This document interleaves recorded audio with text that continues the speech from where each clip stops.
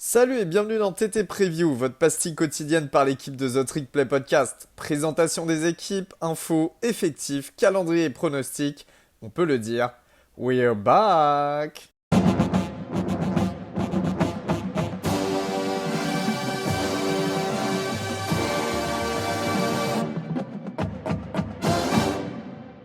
Et salut à tous, bienvenue pour votre nouvel épisode de The Trick Play. Aujourd'hui, je suis de nouveau seul pour vous parler d'une équipe du Group of Five, mais une des meilleures équipes, et notamment ces dernières années du Group of Five, très intéressante, c'est UCF, les Knights, donc University of Central Florida, qui évolue en American Athletic Conference.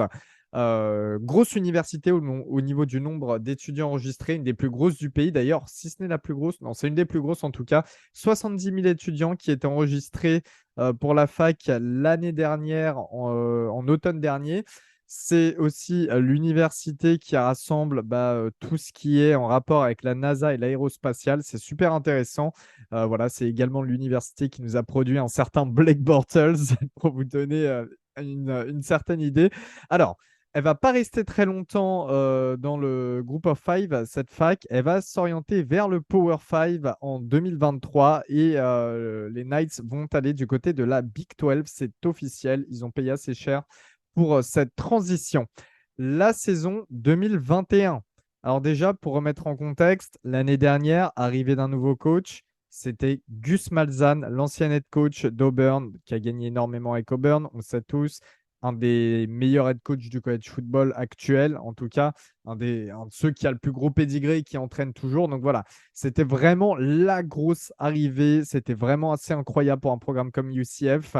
Ça s'est traduit par 9 victoires et 4 défaites et 5 victoires pour 3 défaites dans la conférence l'année dernière, avec notamment des victoires face à Boise State, Memphis, Temple, Tulane et des défaites face à Louisville, Navy, Cincinnati, qui était numéro 3 et qui a terminé en playoff l'année dernière. SMU, notamment SMU, on avait fait la preview. Très, très gros programme. Une victoire, en revanche, et là, c'était la plus belle parce que c'était vraiment une victoire qui a tenu à cœur aux supporters de UCF. Victor au Gasparilla Bowl 29-17 face à Florida devant 64 000 personnes à Tampa. Florida, vraiment, c'était la chute pour les Gators. Ça a fait mal cette défaite pour les Gators. D'ailleurs, Guigui a assez ragé. Il y avait pas mal de vidéos des joueurs de UCF enfin, qui chambraient en tout cas pas mal leurs voisins d'État. Donc voilà, c'est quand même une bonne note finale pour Gus Malzahn et sa première saison du côté du centre de la Floride. UCF, pour vous situer, j'ai oublié de le dire, c'est à Orlando. Donc voilà, vous comprenez qu'il y a quand même un certain mouvement qui est derrière la fac. Au niveau de l'intersaison, donc après cette deuxième saison, enfin c'est la deuxième saison de Gus Malzahn, il y a un nouvel offensive coordinateur, c'est Chip Lindsey, qui était l'ancien head coach de Troy pendant 2 ans et qui avait travaillé pour Malzahn à l'époque en tant qu'offensive coordinateur à Auburn. Donc les hommes se connaissent bien. Il sera accompagné de nouveau de Travis Williams, qui est l'ancien défensif coordinateur d'Auburn, et David Gibbs, qui sont donc les deux co-défensifs coordinateurs pour leur deuxième saison à UCF. Au niveau des comités transferts, eh bien, c'est la 53e classe au composite, mais pour moi, encore une fois, 247 Sports a de meilleurs arguments que le composite, puisque sur le composite, on sait qu'il y a ESPN, tout ça, bon, ils ne classent pas toujours très très bien, je trouve. Pour 247, c'est la 37e meilleure classe du pays. Il y a un joueur 4 étoiles qui a commit à UCF, c'était le 38e cornerback du pays. Et il y a énormément de joueurs de Floride, toujours intéressant de recruter localement, tant la Floride est un des meilleurs États, si ce n'est le meilleur, pour produire tous les top joueurs dans le pays. Au niveau des transferts, encore une fois, back-to-back au niveau du portail des transferts, l'émulation, 14 transferts, c'est assez énorme, dont 7 anciens joueurs 4 étoiles et 2 anciens joueurs 5 étoiles, donc assez extraordinaire, encore une fois, l'effet Malzahn. C'est 10 joueurs du Power 5 qui vont rejoindre les Knights pour la saison 2022. Et là, encore une fois, donc, tout ce qui va suivre, on va parler pas mal du portail des transferts parce que, comme vous le voyez, au niveau de la qualité, c'est super intéressant à faire jouer ces joueurs-là directement. On a déjà, au niveau de l'attaque et le post-quarterback, le départ de Dylan Gabriel. Vous le connaissez tous. Vous avez entendu la preview d'Oklahoma. Ça a été le titulaire pendant 2 saisons et demie parce qu'il s'est blessé l'année dernière en pleine saison. Il a lancé pour 8 milliards, 70 touchdowns. Voilà, c'est un énorme départ. Ça fait quand même mal pour le programme. Mais Gus Malzahn a ramené dans ses valises John Rhys Plumlee de Ole Miss, l'ancien quarterback. Donc, il est senior cette année. C'est un ancien 4 étoiles. En 2019, il était passé titulaire. Il avait couru pour plus de milliards et 12 touchdowns. On se souvient de son match vraiment extraordinaire, notamment la course face à Alabama. Il a également joué wide receiver l'année dernière. On sait que c'est Matt Corral qui avait remporté la place de titulaire sous Lane Kiffin à Ole Miss. Plumlee, donc, qui sera normalement aux commandes de cette attaque. Mais attention, il y a le sophomore Mikey Keene qui sera en embuscade. Il avait bien remplacé Dylan Gabriel après sa blessure l'année dernière. Il avait lancé 17 touchdowns pour 6 interceptions et 1730 yards. En 2021, UCF était la 11e équipe du pays. Non, excusez-moi. Alors, en 2020, UCF était la 11e meilleure équipe du pays en third down conversion. J'aurais pu le dire en français. Et en 2021, elle est passée à être la 83e meilleure équipe du pays. Donc le downgrade est absolument vertigineux. C'est une des raisons pour lesquelles d'ailleurs Gus Malzahn souhaitait un quarterback comme John Rhys Plumlee qui peut courir et justement prendre le troisième down et le gagner. Voilà. Enfin, en tout cas, un quarterback qui est un petit peu scrambler, qui peut courir et passer. C'était assez important pour Malzahn, sachant que sous Malzahn, à l'époque, il y a eu un certain Cam Newton à Auburn. Et Cam Newton, c'était vraiment son style de jeu. Donc voilà, il voulait un petit peu retranscrire ça, même si c'est pas la même qualité de quarterback, on est bien d'accord. Au niveau du poste running back, c'est un poste qui est ultra stack avec le retour de la paire menée par Johnny Richardson, le junior, et Isaiah Bowser, le redshirt senior, qui est l'ancien running back de Northwestern. Ils ont cumulé en 2021 1400 yards et 12 touchdowns. Il y a également une arrivée ultra importante, c'est le transfert de Marcus Bowman, qui est un ancien 5 étoiles de 2020, troisième meilleur running back en 2020. Il avait commit à Clemson, il avait transféré à Florida. Et en fait, l'arrivée de Billy Napier du côté de Florida, le nouvel head coach, ça l'a poussé vers la sortie, sachant que Napier a rapporté un de ses anciens running back de Louisiana. Donc voilà, Bowman a décidé de rester tout de même dans sa Floride natale et il fera partie des joueurs à suivre pour cette saison de UCF. Au niveau des postes wide receiver et tight end, il y a eu quelques pertes, mais on a quand même le retour de Ryan O'Keefe, le meilleur catcher l'année dernière avec 812 yards et 7 touchdowns. Il est senior. Il est sur la Biletnikoff Watchlist, donc qui récompense le meilleur receveur du CFB. Il sera accompagné de Kobe Hudson, un junior qui est un transfert d'Auburn. Et oui, voilà le premier gros transfert, enfin le deuxième gros transfert après Plumlee que je vous présente. C'était le meilleur wide receiver des Tigers l'année dernière. Il sera également accompagné d'un autre transfert, c'est Javon Baker, qui est un ancien 4 étoiles d'Alabama. En général, quand tu as été coaché en tant que receveur à Alabama, tu sais faire 2-3 trucs. Le duo de tight end sera également intéressant avec le retour de Alec Holler, qui est un ancien Walcon et qui était le tight end numéro 1 l'année dernière. Et l'arrivée de nouveau sur le portail des transferts de Kimor Gamble, un senior qui arrive de Florida chez les Gators, donc qui fait le sens inverse après cette défaite au Gasparilla Bowl l'année dernière. C'est un ancien 4 étoiles. Il avait remplacé, ça y est, j'ai plus son nom, le tight end fantastique des Gators qui est parti chez les Falcons. Ça va me retenir dans un instant. Et c'était le tight end numéro 1 donc, pour les Gators l'année dernière, le meilleur au niveau de la réception et des touchdowns également. Pour la O-line, le côté gauche de la O-line souffre de 2 départs, mais on a l'arrivée sur le portail des transferts, encore une fois, de 2 joueurs d'expérience qui arrivent de Virginia et Jacksonville State. Donc normalement, ça devrait aller. On n'a pas affaire à des amateurs. Le reste de la O-line ne bouge pas, avec notamment un right guard qui était All-AAC second team l'année dernière. Donc voilà, ça devrait être quand même plutôt stable et d'expérience pour protéger Plumlee et tout le trio de running back que je vous ai présenté. Au niveau de la défense, pour tout ce qui est la D-line et le post linebacker, alors, on a eu des grosses pertes déjà avec le départ du linebacker Tatum Bethune qui a transféré du côté de Florida State. C'était le meilleur plaqueur en 2021. Et on a également le départ de Big Cat Bryant, l'ancien defensive tackle d'Auburn, qui était le meilleur sacker l'année dernière, qui est désormais chez les Dallas Cowboys. Pour la D-line, alors il y a pas mal de retours de joueurs expérimentés, cependant, et assez intéressant. On a le senior Tremont Morris-Bash, par exemple, qui a été auteur de 5 sacks et 10 tackles for loss sans starter un match l'année dernière. On a également London Woodson qui a eu 3 sacs au Spring Game et qui devrait être le meilleur sacker cette année. On l'attend vraiment comme ça. Sur le portail des transferts, on a 2 arrivées également pour la D-line.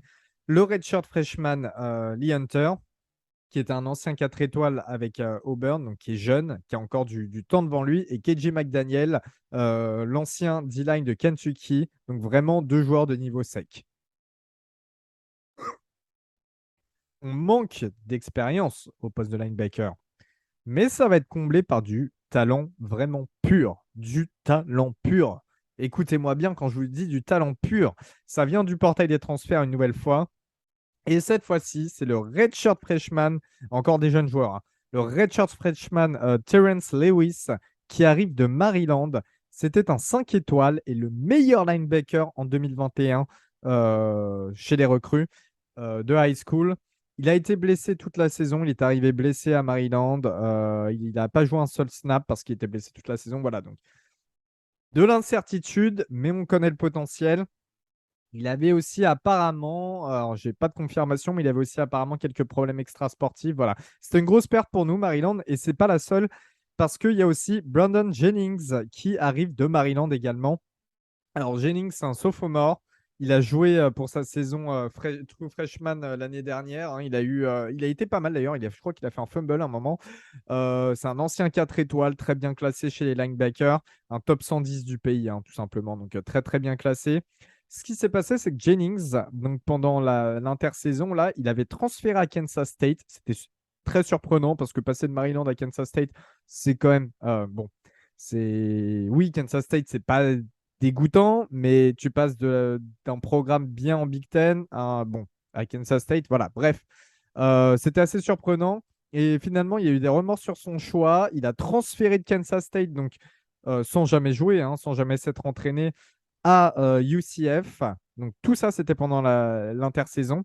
Il a réussi à obtenir son éligibilité pour jouer en 2022. C'était fin juin qu'il a obtenu son éligibilité. Donc jusqu'au bout, il ne savait pas s'il allait jouer ou pas. Il ne s'est pas entraîné pendant le printemps. Mais bon, c'est pas grave. Ça reste un joueur à très fort potentiel et encore jeune.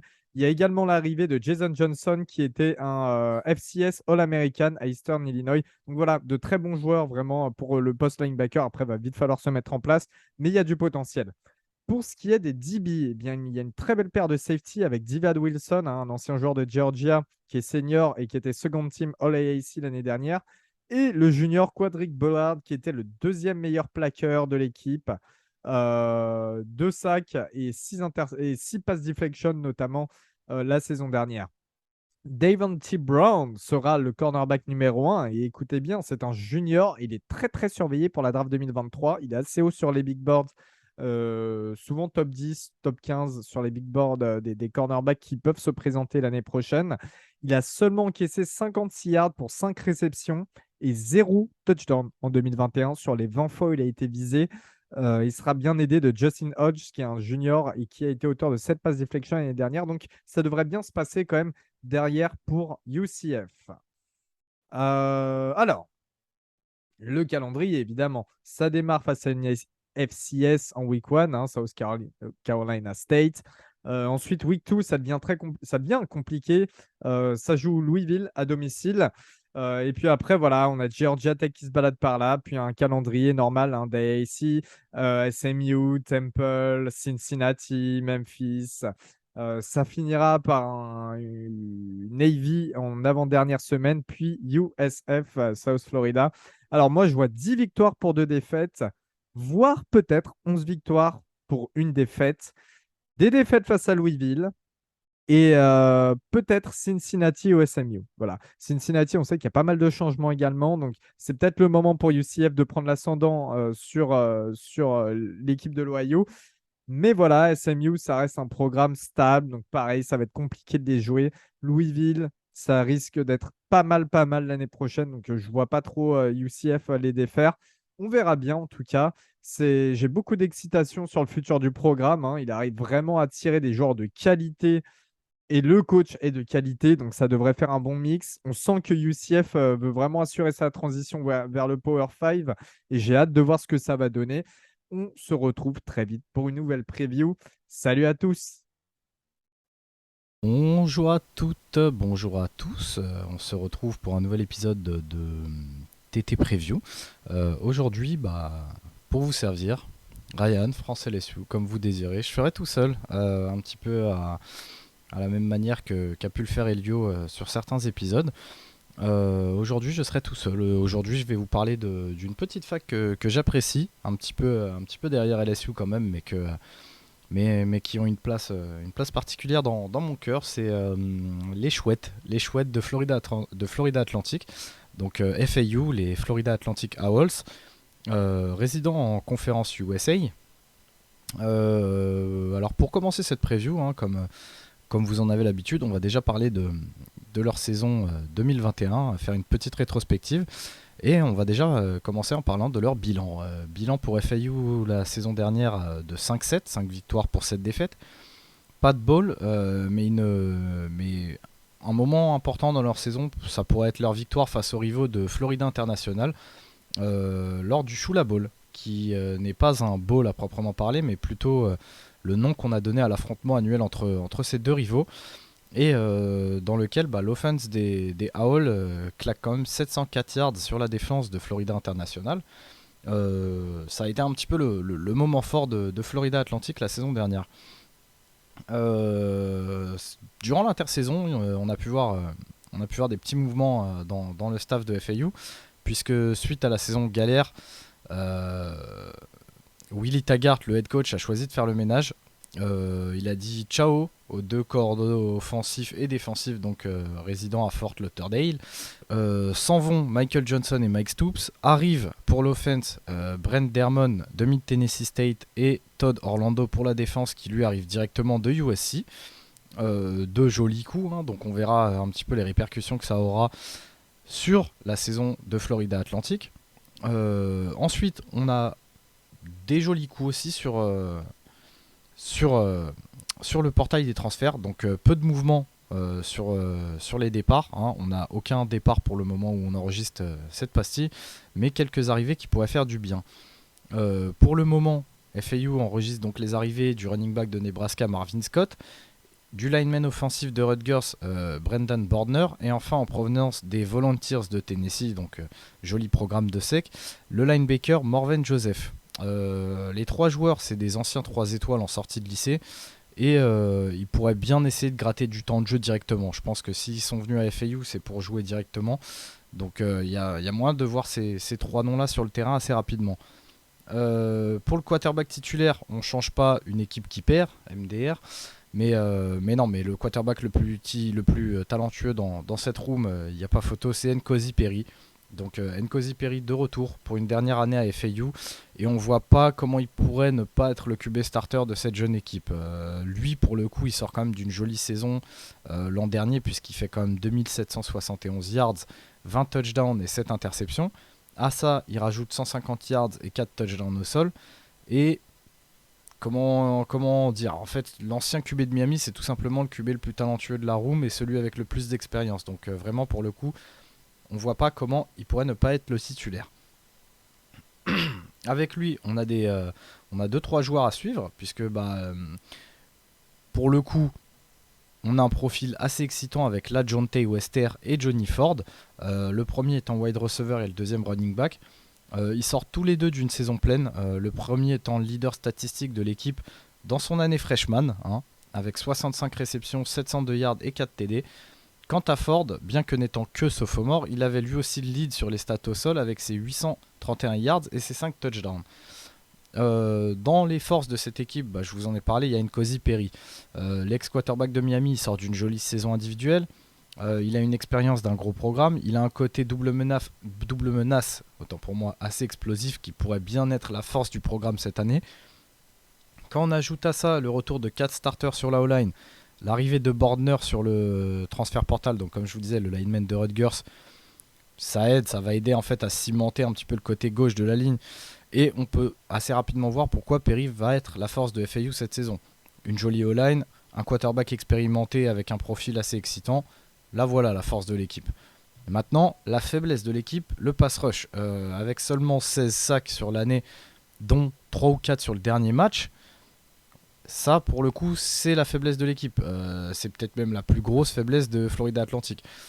Quand ton leader en sac n'en a que 4 sur la saison, c'est toute ta défense qui en paye le prix. Il faudra impérativement faire mieux cette saison pour espérer tout simplement avoir plus de victoires. Pour le calendrier de FAU cette saison, ils reçoivent Charlotte, ils se déplacent à Ohio, ensuite ils reçoivent Louisiana, ils reçoivent UCF, ils se déplacent à Purdue, ils se déplacent à North Texas, ensuite ils ont une bye week, ils reçoivent Rice, ils se déplacent à UTEP, ils reçoivent UAB, une deuxième bye week, ensuite ils se déplacent à Florida Atlantic pour le fameux match entre rivaux, ils se déplacent à Mid-Tennessee State et enfin ils reçoivent Western Kentucky. Pour le pronostic, moi je les vois bien faire un 6-6 avec un calendrier qui s'annonce quand même assez relevé pour Florida Atlantic. Une nouvelle identité en attaque et en défense avec le changement des deux cordeaux. Et aussi un head coach qui est un petit peu sur siège éjectable. Cette saison, elle s'annonce assez compliquée pour les Owls.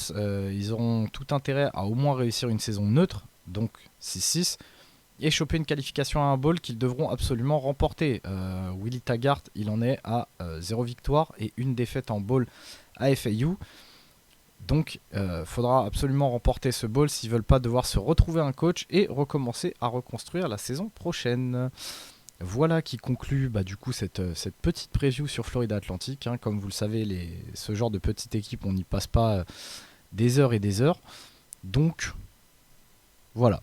C'était pour moi, c'était une équipe qui me tenait à cœur de faire, donc je l'ai faite. Et je vous dis à tous une bonne journée, je vous dis à tous à très vite. Et on se retrouve de toute façon assez rapidement pour une future preview. Salut tout le monde!